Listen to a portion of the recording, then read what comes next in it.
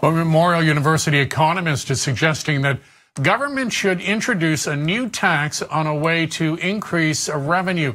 Jim Feehan says a Muskrat Falls financing tax would see the province pay for the multi-billion-dollar project sooner. NTV's Danielle Barron joins us live to explain. Danielle.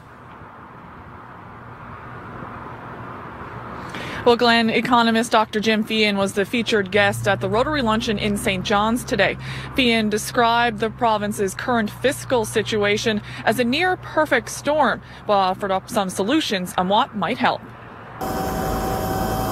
Jim Feehan presents the Muskrat Falls financing tax as an alternative to borrowing. It'd be better to take the hit today, avoid borrowing, and avoid having to pay accumulated interest in the future. While Feehan admits no one wants to pay more for electricity, he says the sooner the better. It's not a great choice, but in our circumstances, it's certainly worth considering. Feehan proposes the temporary tax be applied to ratepayers until the Muskrat Falls project is complete. It's going to be earmarked specifically to contribute to the construction cost of the project. So if the project's going ahead, this will pay for it rather than have to borrow and have to pay back that money plus interest. It has been done elsewhere. Feehan points to Ontario, where residents were charged a monthly fee to pay off incurred hydro debt. And so on every bill to people in Ontario, there was an extra line saying, you have to pay this debt off now. Feehan doesn't support across-the-board cuts. You want to look at certain programs that are maybe not that effective or outdated or no longer serve a purpose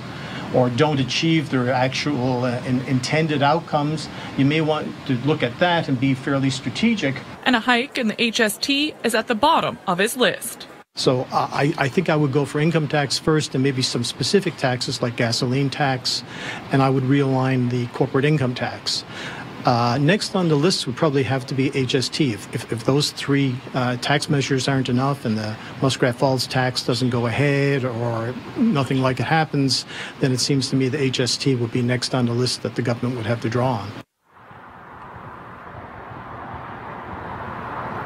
If it's any consolation, Feehan says the province would be borrowing at low interest rates. And he says while the province shouldn't count on equalization payments, they would help.